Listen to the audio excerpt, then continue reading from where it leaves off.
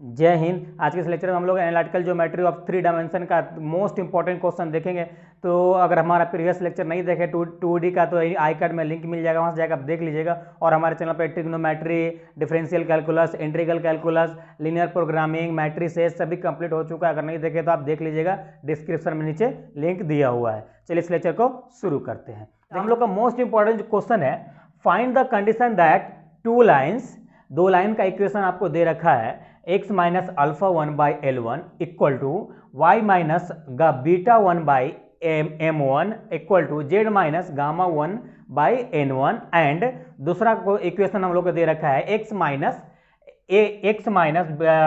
Alpha 2 by L2 equal to y minus beta 2 by M2 equal to z minus gamma 2 by N2 दिया हुआ है आपको। और बोल रहा है मे बी कोप्लीनियर। देखिए ये बोल रहा है कि मे बी कोप्लीनियर, यानी दो लाइन के इक्वेशन दे रखा है और आपसे क्या बोल रहा है कि इसका कंडीशन बताइए, इसका कंडीशन बताइए कि किस प्रकार से ये कोप्लीनियर होता है। ओके, देखिए ये क्वेश्चन नहीं है, हम लोग का थ्योरी है, कोप्लीनियर का थ्योरम है। ओके, तो सबसे पहले हम लोग समझते हैं कि कोप्लीनियर का फंडा होता क्या है। देखिए बाय प्रैक्टिकली आप अपने लाइफ में यूज किए होंगे कभी ना कभी, वो प्रैक्टिकल आपको बताते हैं। देखिए सपोज कीजिए आपके पास कोई एक रॉड है, सपोज कीजिए आपके पास कोई एक इस प्रकार से रॉड है, एक रॉड है आपके पास, एक छड़ है, जिसको आप दो पार्ट या 3 पार्ट में काट चुके हैं। कितना? 2 पार्ट या 3 पार्ट में, इसको 3 भाग में काट दिए हैं। क्या? 3 भाग में काट दिए हैं। और उस रॉड को फिर से आप वेल्ड करके ज्वाइंट करने की कोशिश करेंगे। और इसका क्या है, ए बी और सी और डी, यानी यहां से यहां तक जो पार्ट हम लोग का ए बी है, यहां से जो पार्ट है बी सी है, यहां से जो पार्ट है सी डी है। अब इस पार्ट को अलग अलग टुकड़ा तो आप काट दिए हैं इस प्रकार से, अब 3 टुकड़ा तो बना दिए। उसके बाद आप इसको बोलेंगे हम आपको कि इसको पुनः आप बेल्ट करके ज्वाइंट कर दीजिए। राइट, बेल्ट करके अगर ज्वाइंट कर देते हैं, करने के बाद क्या इस रड का जो यहां से यहां तक का लेंथ था, यहां से जो यहां तक का लेंथ था, क्या वापस इसको ज्वाइंट करने पे हम लोग को फिर से वही मिल रहा है? जैसे 3 पार्ट में ज्वाइंट किए ए बी, यानी इसका डिस्टेंस क्या फिर से वही मिल रहा है? तो इसको कैसे मालूम पड़ेगा? तो हम लोग क्या करते थे, 2D की बात करते पहले। तो ए बी का स्क्वायर प्लस बी सी का square equal to A D equal, और यहाँ पे ये भी करना होगा, प्लस सी डी का स्क्वायर इस प्रकार से इक्वल टू ए डी का स्क्वायर, यानी सभी का स्क्वायर करके ऐड करेंगे, लास्ट में इतना करेंगे, सबके अगर बराबर आ जाता है तो वह क्या, कोलिनियर है। हिंदी में इसको संरेख बोलते हैं, कोलिनियर। यहाँ 3D में कोप्लीनियर पढ़ेंगे। ओके, उसी चीज को यहाँ पे 3D में कोप्लीनियर बोलते हैं। अब बात करते हैं कि 3D में, अब इसमें हम 3D में कैसे समझेंगे, तो थोड़ा ध्यान दीजिएगा, इसको मैं इरेज करता हूँ। अब देखिए हम लोग इसको 3D में कैसे समझेगा, हम तो 2D में एक रड वाले प्रैक्टिकल से समझ लिए, अब 3D में समझने की कोशिश करते हैं। तो देखिए हम लोग के पास सपोज कीजिए एक प्लेन है इस प्रकार से। क्या है? एक प्लेन है, एक इस प्रकार से प्लेन हम लोग को। ओके, अब 3D में समझने के लिए एक प्लेन लेना पड़ेगा। ओके, उसके बाद सपोज कीजिए यहाँ पे इस पॉइंट से पे एक लाइन है इस प्रकार से। क्या है? इस पॉइंट पे इस प्रकार से एक लाइन है, और दूसरा लाइन जो आपका है यहाँ पे है। ओके, और इस लाइन को फिर से एक बार कनेक्ट कर दीजिए। ओके, देखिए यहाँ पे एक प्लेन है, यहाँ पे हम लोग 3 लाइन हम लोग का है, तो इसमें आप कैसे समझिए कोप्लीनियर होगा। देखिए ये दोनों लाइन का जब कोई भी इक्वेशन होगा और प्लेन का इक्वेशन एक दूसरे को सेटिस्फाई करता है, यानी दैट इज कोप्लीनियर, दैट इज कोप्लीनियर। यानी कहने का मतलब एक प्लेन है, इसके ऊपर ये परपेंडिकुलर है, ए लाइन भी परपेंडिकुलर, लेकिन एक लाइन एक दूसरे को ज्वाइंट कर रहा है। तो देखिए जब जिसका जो इक्वेशन हम लोग को जो बनता है इस प्रकार से, हम लोग का इक्वेशन क्या होता है प्लेन का, ax plus B y plus C z plus D equal to 0, यही होता है। अलाइन का एक इस प्रकार से हम लोग का 3D में इक्वेशन होता है। तो ये दोनों एक दूसरे को सेटिस्फाई करेगा तो हम लोग का कोप्लीनियर हो गया। तो चलिए आगे इस क्वेश्चन को हम लोग सॉल्व करते हैं। तो सबसे पहले हम लोग क्या करेंगे, सबसे पहले हम लोग यहाँ पे गिवन लिखेंगे, जो हम लोग गिवन दे रखा है, गिवन क्या दे रखा है हम लोग का, x minus alpha 1 by L1 equal to y minus beta 1 by m1 equal to z minus gamma 1 by n1। दूसरा हम लोग का इक्वेशन है x minus alpha 2 by L2 equal to y minus beta 2 by m2 equal to z minus gamma 2 by n2। यही हम लोग का equation है। इसको इक्वेशन फर्स्ट मान लेना है, इसको इक्वेशन सेकेंड मान लेना है। ओके, नाउ अभी देख रहे हैं कि ये लाइन 1 यानी L1 है, ये L2 है। तो हम लोग को ये दो लाइन का इक्वेशन तो हम लोग को दे रखा है इस प्रकार से, लेकिन हम लोग का प्लेन का इक्वेशन नहीं दे रखा है। तो यहाँ पे हम लोग का प्लेन का इक्वेशन मान लेंगे। लेट इक्वेशन ऑफ यार general equation of plane, general equation of plane. Okay, हम लोग क्या होता है जनरल इक्वेशन ऑफ प्लेन का, तो ax plus B y plus सी जेड और plus D equal to 0। Okay, इसको इक्वेशन आप क्या मान लीजिए, थर्ड मान लीजिए। थोड़ा सा ध्यान दीजिएगा, देखिए हम लोग का जो दो इक्वेशन है, तो यानी दो इक्वेशन हम लोग को लिखने के लिए हम लोग को दो पॉइंट को जरूरत पड़ा होगा। तो यहाँ पे देख रही है अल्फा 1 और बीटा 1 और गामा 1। ओके, और यहाँ पे देख रहे हैं कि अल्फा 2 बीटा 2 गामा 2, यानी यहाँ पे दो पॉइंट्स है। तो यहाँ पे हम लोग क्या करेंगे, दोनों दो पॉइंट्स है, तो ये दोनों पॉइंट्स इस प्लेन को सेटिस्फाई कर रहा है, इससे पास कर रहा होगा। ये पॉइंट जो हम लोग का बन रहा है, यही पॉइंट हम लोग का क्या है, अल्फा 1 बीटा 1 और गामा 1। ओके, और ये पॉइंट हम लोग का है अल्फा 2 बीटा 2 और गामा 2। ओके, यानी ये दो पॉइंट से ये हम लोग का लाइन पास कर रहा है, यानी इस प्लेन को ये पॉइंट सेटिस्फाई कर रहा है। तो सबसे पहले तो हम लोग यहाँ पे एक और लेट कर लेंगे। लेट इसको x इक्वल टू अल्फा 1 मान लेते हैं, दूसरा y इक्वल टू बीटा 1 मान लेते हैं, और तीसरा z इक्वल टू गामा 1 मान लेते हैं। ओके, इतना मान लेते हैं हम लोग। उसके बाद आप देख रहे हैं क्या, ये पॉइंट इस प्लेन का इक्वेशन को सेटिस्फाई कर रहा है, यानी ये एक प्लेन को सेटिस्फाई कर रहा है। तो इसको हम लोग इस प्रकार से एक नया इक्वेशन लिख सकते हैं। ध्यान दीजिएगा, यहाँ पे a alpha 1 plus b beta 1 plus c gamma 1 plus d equal to 0। इसको इक्वेशन आप 4 मान लीजिए। राइट, चलिए अब यहाँ पे देखिए, अब ये हम लोग कंडीशंस हो गया। उसके बाद हम लोग को अब क्या करना होगा, अब हम लोग को परपेंडिकुलर वाला कंडीशन अप्लाई करना होगा। यहाँ पे लिखेंगे कंडीशन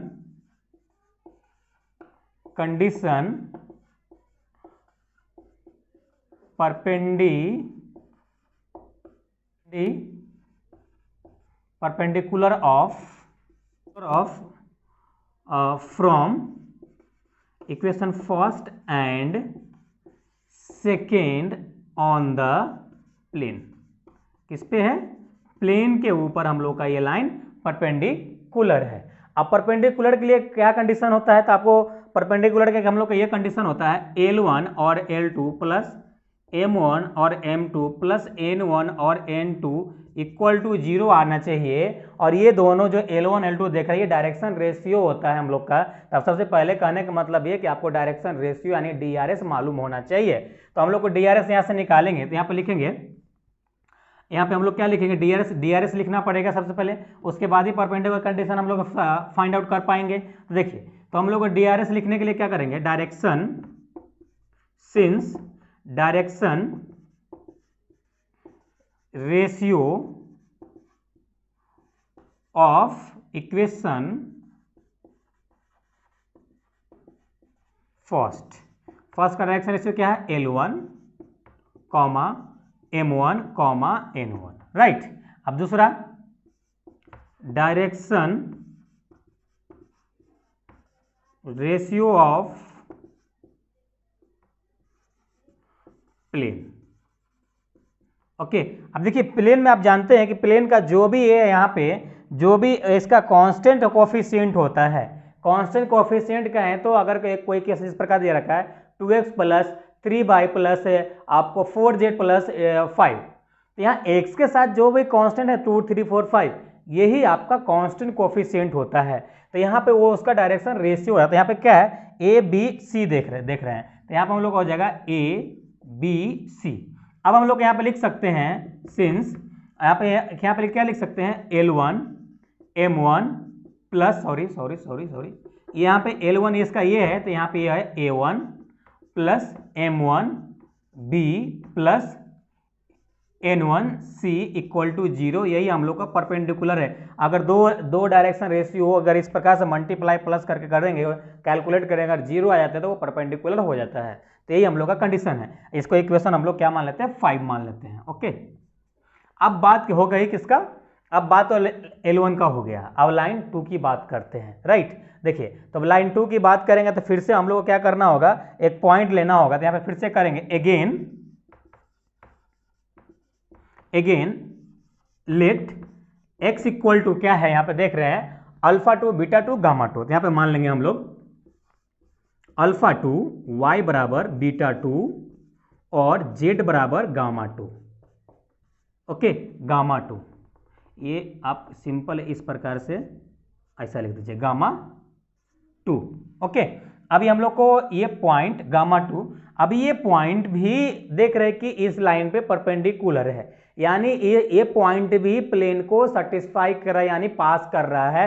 परपेंडिकुलर मतलब इसको क्रॉस कर गया 90 डिग्री में इसके ऊपर। जैसे सपोज ये हम लोग का नोटबुक है, ये हम लोग का लाइन है, तो यहाँ से इस प्रकार से ये पास कर गया, यानी यहाँ पे 90 डिग्री बन गया। यानी इस पॉइंट जहाँ पे, यानी यहाँ पे देख रहे हैं इस पॉइंट के पास से ये पास कर रहा है, यानी ये पॉइंट को ये सेटिस्फाई कर रहा है। ओके, तो ही तो पास करेगा ना। तो हम इस प्रकार से लिख सकते हैं, ये वाली इक्वेशन से यहाँ लिख सकते हैं AX ए और यहाँ पे क्या alpha two plus B beta two plus C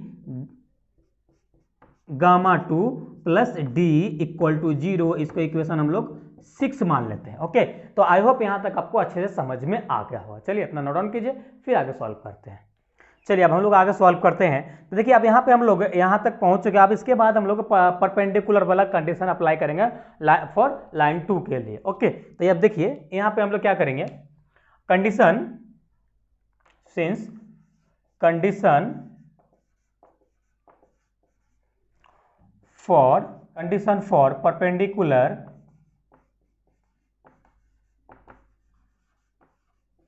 perpendicular from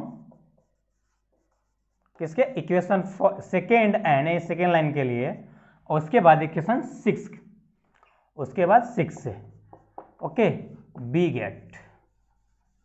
चलिए अब देखिए, अब हम लोग ये परपेंडिकुलर कंडीशंस को लिखने के लिए हम लोग को डायरेक्शन रेशियो मालूम होना चाहिए, जैसे कि इसको हम लोग किए थे। तो अगेन उसी प्रकार सिमिलरली कर देंगे हम लोग। तो क्या हो जाएगा इसके लिए, यहाँ पे देखिएगा हम लोग का ये यहाँ पे हो जाएगा डायरेक्शन सिंस डायरेक्शन रेशियो, जिसको हम लोग DRS भी बोलते हैं, ऑफ कौन सा इक्वेशन, किसके लिए, इक्वेशन हम लोग का सेकेंड के लिए, इक्वेशन सेकेंड। तो इसमें क्या हो जाएगा हम लोग का L2 M2 और N2। ओके, फिर since direction ratio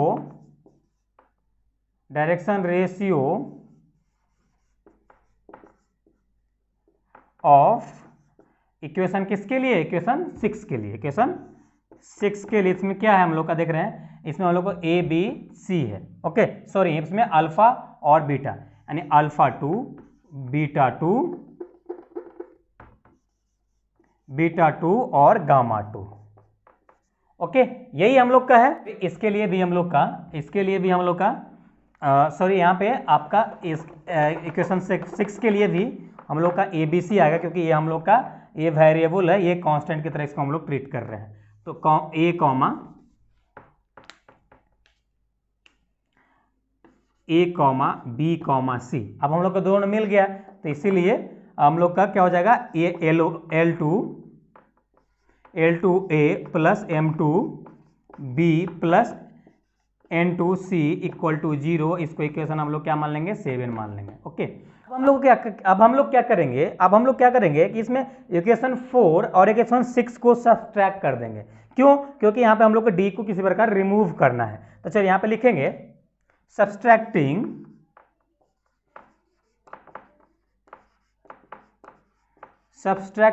equation 4 and 6, equation 4 कौन सा, इसी प्रकार का जो हम लोग लिखे थे अल्फा 1 और बीटा 1 के फॉर्म में, वो वाली इक्वेशन के साथ। Okay, we get. अब देखिए, अब इसको हम लोग क्या करेंगे, अब a alpha 1 plus B beta 1 plus C gamma 1 और प्लस डी माइनस करेंगे, सब में इसमें माइनस हो जाएगा, तो a alpha 2 minus b beta 2 minus c gamma 2 और minus d equal to 0। Okay, अब ये डी से डी कैंसिल आउट हो गया।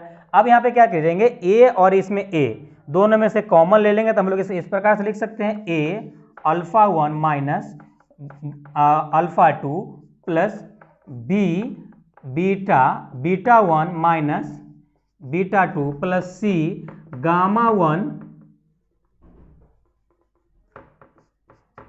1 माइनस गामा 2। ओके, इस प्रकार से इक्वल टू 0। अब इसकी इक्वेशन को हम लोग क्या मान लेंगे, यहाँ पे क्या है 6 आया, 7 तक आए हम लोग, तो ये हो जाएगा इक्वेशन 8। Okay, equation 8।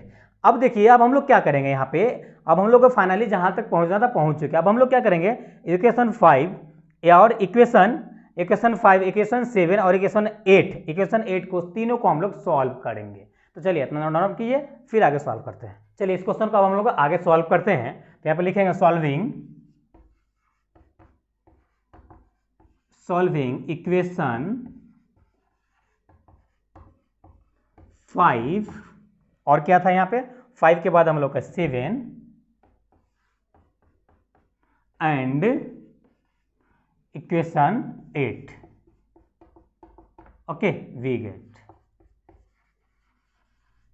हम लोग का इक्वेशन 5 क्या था, यहाँ पे था हम लोग को a L1 plus b M1 plus c N1 equal to 0। Okay, अब इक्वेशन हम लोग का 7 क्या है, a L2 plus b M2 plus c N2 equal to 0। Okay, right. अब हम लोग इक्वेशन 8 क्या है, a alpha 1 minus alpha 2 b beta 1 minus beta 2 plus C gamma 1 minus gamma 2 equal to 0। अब इसको किस मेथड से सॉल्व कर रहे होंगे, तो थोड़ा इसमें और ऐड कर लीजिए आप, बाई डिटरमिनेंट मेथड। ओके, इसको हम लोग डिटरमिनेंट मेथड से सॉल्व करेंगे। तो चलिए यहाँ हम लोग डिटरमिनेंट मेथड लेंगे।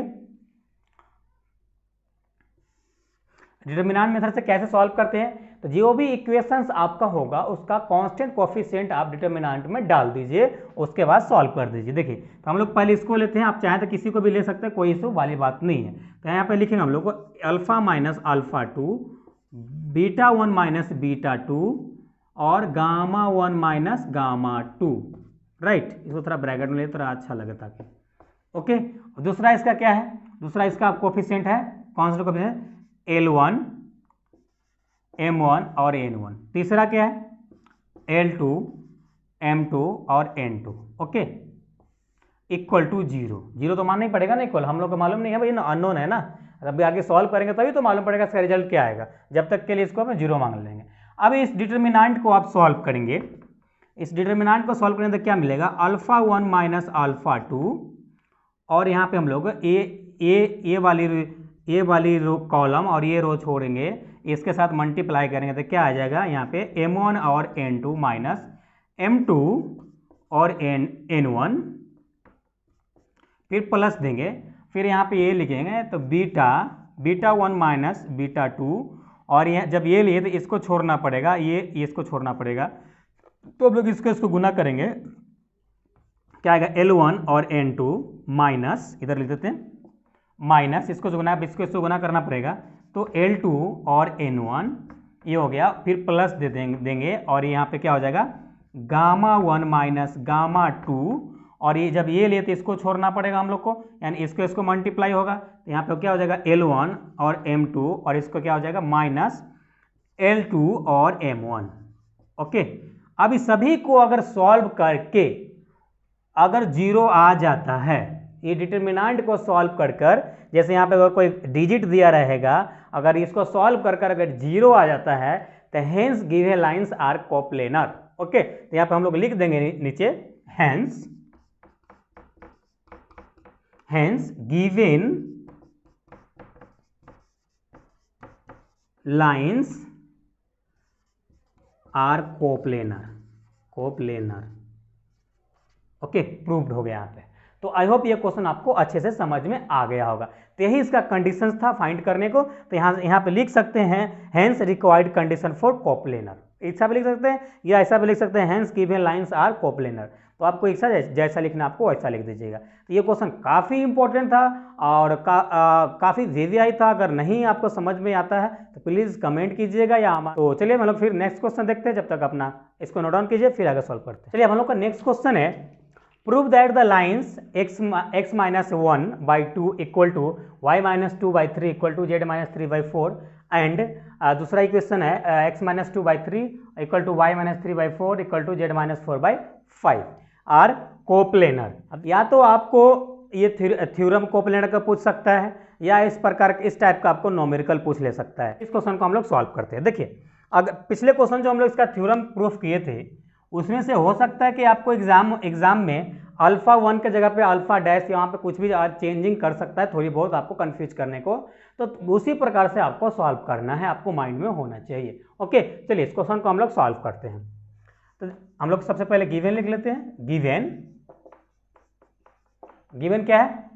x minus 1 by 2 equal to y minus 2 by 3 equal to z minus 3 by 4 और दूसरा है हम लोग का x minus 2 by 3 equal to y minus 3 by 4 equal to z minus 4 by 5।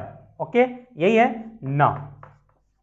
अब अभी जैसा कि थ्योरम में आप देखिए कि आपको क्या क्या का जरूरत पड़ सकता है। एक तो अल्फा 1 और अल्फा 2 की जरूरत पड़ सकता है, दूसरा आपको एल की जरूरत पड़ सकता है, L1 और L2 की जरूरत पड़ सकता है। तो यहाँ से हम लोग ले लेंगे। तो यहाँ पे करेंगे हम लोग, यहाँ पे देखिए ये जो आपका ये पॉइंट जो आपका होगा वो होगा आपका अल्फा 1 अल्फा 2 सॉरी अल्फा 1 और बीटा 1 का। देखिए अल्फा 1 बराबर क्या है 1 है और बीटा 1 बराबर 2 है और गामा 1 बराबर 3 है। अब यहाँ पे ध्यान देने वाली बात ये है कि अगर आपको एग्जाम में माइनस की जगह पे अगर प्लस देता है तो आपको यहाँ पे अल्फा 1 बराबर 1 नहीं -1 लिखना पड़ेगा। अगर प्लस रहता है तो यहाँ पे क्या है माइनस की जगह पे अगर प्लस रहता है तो यहाँ आपको माइनस लिखना पड़ेगा। अगर माइनस रहता है तो यहाँ पे अल्फा 1 बराबर पॉजिटिव में लिखना है, केवल माइनस नहीं लगाना है। ओके, फिर यह अल्फा 2 बराबर क्या होगा इसका 2 आ जाएगा और बीटा 2 बराबर क्या आ जाएगा आपका 3 आ जाएगा और गामा 3 बराबर सॉरी गामा 2 बराबर आपको क्या आ जाएगा गामा 2 बराबर देख रहे हैं कि हम लोग का 4 है। इतना हो गया। अब हम लोग को L1 चाहिए तो इसके नीचे जो होता है ये L1 L2 और सॉरी L1 और M1 और ये N1। तो L1 बराबर 2 आ जाएगा और M1 बराबर क्या आ जाएगा आपका 3 आ जाएगा और N1 बराबर क्या आ जाएगा 4 आ जाएगा। उसी प्रकार से L2 बराबर आपको क्या आ जाएगा 3 आ जाएगा और आपको क्या आ जाएगा M2 बराबर आ जाएगा आपको 4 और N2 बराबर आ जाएगा आपका 5। ओके, अब हम लोग जितना भी चाहिए इस कोप्लेनर प्रूफ करने के लिए हम लोग सब कुछ फाइंड आउट कर चुके हैं। अब हम लोग यहाँ पे सॉल्व करेंगे तो हम लोग क्या लिखेंगे। अब हम लोग यहाँ पे लिख देते हैं, चलिए बिनो दैट लिख देते हैं। बिनो दैट हम जानते हैं कि फॉर्मूला ऑफ कोप्लेनर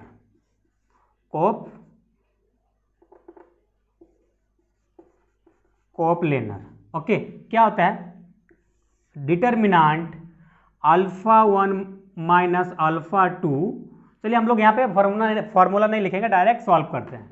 ओके, देखिए अल्फा 1 बराबर हम लोग का क्या है 1 बराबर हम लोग को 1 है और अल्फा 2 बराबर -2 है और बीटा 1 बराबर क्या देख रहे हैं यहाँ पे 2 है और बीटा 1 बराबर 2 है और बीटा 2 बराबर 3 है और हम लोग क्या है गामा 1 बराबर हम लोग को देख रहे हैं गामा 1 बराबर हम लोग को 3 है और गामा 2 बराबर 4 है। यही है। अब यहाँ पर हम लोग क्या देखें L1 बराबर 2 है और M1 बराबर 3 है और N1 बराबर 4 है और 3 है 4 है और 5 है। Okay, equal to 0। अगर 0 आ जाता है सॉल्व करके तो हम लोग का ये कोप्लेनर हो जाएगा। तो यहाँ पर देख रहे क्या हो जाएगा यहाँ पे -1 आ जाएगा, यहाँ पे भी -1 आ जाएगा और यहाँ पे क्या आ जाएगा अभी यहाँ भी -1 आ जाएगा और 2 3 4 और 3 4 5 इक्वल टू 0। अब इसको हम लोग सॉल्व करेंगे आगे। तो आगे आप सॉल्व करेंगे तो -1 लेंगे तो अब ये वाली रो और ये कॉलम को छोड़ना पड़ेगा। तो इसके साथ इसको मल्टीप्लाई करेंगे तो 15 आ जाएगा, ऐसे करेंगे तो 16 आ जाएगा, राइट। अब देखिए फिर यहाँ पे माइनस होता है तो ये माइनस माइनस क्या हो जाएगा, प्लस हो जाएगा। फिर ये कॉलम हम लोग को छोड़ना पड़ेगा, तो यहाँ से इसको गुना करना पड़ेगा, 5 दूना 10 और 4 तिहाई 12। ओके, फिर यहाँ उसके बाद प्लस होता है, यहाँ पे माइनस है तो माइनस देंगे 1। उसके बाद ये कॉलम हम लोग को छोड़ना पड़ेगा, ये रो छोड़ना पड़ेगा, यानी यहाँ से 4 दूना 8 और यहाँ से क्या हो जाएगा 3 तिहाई 9 इक्वल टू 0। ओके, आगे देखिए सॉल्व करते हैं हम लोग। आगे सॉल्व करेंगे तो इसमें क्या आ जाएगा, हम लोग को 1 आ जाएगा, तो माइनस माइनस क्या हो जाएगा, प्लस हो जाएगा। ओके, अब यहाँ पे प्लस अब यहाँ पे देखिए यहाँ इसको आप घटाएंगे तो माइनस आ जाएगा, तो क्या हो जाएगा -2। अब देखिए यहाँ से इसको घटाएंगे तो क्या आ जाएगा -1 और minus minus +1, okay, equal to 0। अब यहाँ पे हम लोग क्या देख रहे हैं, इसको कैलकुलेट करेंगे तो ये 2 और 2 ये क्या हो जाएगा 0 इक्वल टू 0। ओके, तो हम यहाँ पे लिख सकते हैं hence given lines are coplanar proof. Okay, तो यही आपको प्रूफ करना था, तो इस प्रकार से आप कोप्लेनर आप प्रूफ कर सकते हैं काफ़ी इजी वे में। तो एक बार और आपको अब समझा दें कि डिटर्मिनेंट कैसे हम लोग सॉल्व किए। देखिए, अगर आपको नहीं आ रहा होगा तो ये एनी हाउ ये क्वेश्चन आपको माइंड में, ये थ्योरम और ये नहीं कुछ समझ में आता तो आपको रट के जाना है, एग्जाम हॉल में 100% आने वाला है। ओके, इस टाइप का सेम डिजिट नहीं हो सकता, आपको डिजिट चेंज होगा तो आपको डिजिट कैलकुलेट करने आना चाहिए। देखिए हम लोग डिटर्मिनेंट कैसे सॉल्व करते हैं, सिंपल सी, अगर ये उठाएंगे, ये एलिमेंट लेंगे इसका, हम लोग -1 लिए, तो आप क्या करना होगा आपको, इसको हम लोग रो बोलते हैं, इसको क्या, इसको हम लोग रो बोलते हैं। आप नहीं लिखिएगा, आपको समझाने के लिए लिख रहे हैं, इसको रो बोलते हैं। ये खारा खारा देखेंगे इस प्रकार से ना, ऐसा ऐसा ऐसा, राइट, और ये ऐसा ऐसा। ओके, तो ये खारा जो देख रहे हैं ये कॉलम इसको बोलते हैं, इसको रो बोलते हैं। ओके, इसको क्या बोलते हैं, कॉलम बोलते हैं, कॉलम्स बोलते हैं। ओके, अब देखिए इसमें क्या करना होगा आपको कि अगर -1 लेते हैं, अब देखिए इधर लिख देते हैं, थोड़ा सा ये बहुत गंदा हो गया, इधर लिखते हैं क्या, -1 और -1 और 2 3 और 4 और क्या है 3 4 और 1 है। ओके, आई थिंक सॉरी 5 है, इक्वल टू 0। ओके, अब यहाँ पे क्या करेंगे कि अगर -1 ले रहे हैं आप, तो अगर ये रो और ये कॉलम छोड़ेंगे, इसको से गुना करेंगे तो 5 तिहाई 15, इसको से गुना करेंगे 4 चौक 16, 4 चौक माइनस, फॉर्मूला में माइनस होता है, 4 चौक 16। उसके बाद जब अगला स्टेप लिखेंगे तो यहाँ पे माइनस होता है, तो यहाँ पे क्या है, माइनस है, तो 2 माइनस हो गया यानी +1 हो गया। अब ये कॉलम और ये रो छोड़ना पड़ेगा, यहाँ से गुना करेंगे 5 दूना 10 और 4 तिहाई 12, 5 दूना 10 4 तिहाई 12। फिर आगे जब सॉल्व करेंगे तो उसके बाद प्लस होता है, यानी एक बार प्लस, एक बार माइनस, एक बार प्लस, एक बार माइनस, इस प्रकार से अल्टरनेट पे डिटर्मिनेंट सॉल्व होता है। ओके, तो यहाँ पे -1 हो गया। अब ये कॉलम और ये छोड़ेंगे तो 4 दूना 8 3 तिहाई 9, 4 दूना 8 और 3 तिहाई 9 इतना आ गया। उसके बाद कैलकुलेट कर दीजिए, अगर 0 आ जाता है तो hence given lines are coplanar, अगर 0 नहीं आता है तो hence given line are not coplanar, इतना लिख दीजिएगा। काफ़ी इजी वे में इसको सॉल्व कर सकते हैं और अच्छे मार्क्स 14 मार्क्स का हकदार बन सकते हैं। ओके, तो आई होप ये लेक्चर आपको पसंद आया होगा। पसंद आया तो अभी तक लाइक नहीं किए तो लाइक कर दे, और अभी तक सब्सक्राइब नहीं किए तो सब्सक्राइब करके जाइएगा, क्योंकि हमारा चैनल आपके लिए काफ़ी हेल्पफुल होने वाला है। तो अगर आप हमारा 2D का लेक्चर नहीं देखे हैं तो आई कार्ड में दिए थे, डिस्क्रिप्शन में लिंक दिया हुआ था, वहाँ से आप देख लीजिएगा। उसके बाद ट्रिग्नोमेट्री का आपके लिए बहुत जल्द आएगा वीडियो क्वेश्चन का लेक्चर। तो चलिए फिर मिलते हैं नेक्स्ट लेक्चर में, जब तक अपना ख्याल रखिए। Thanks, love you all.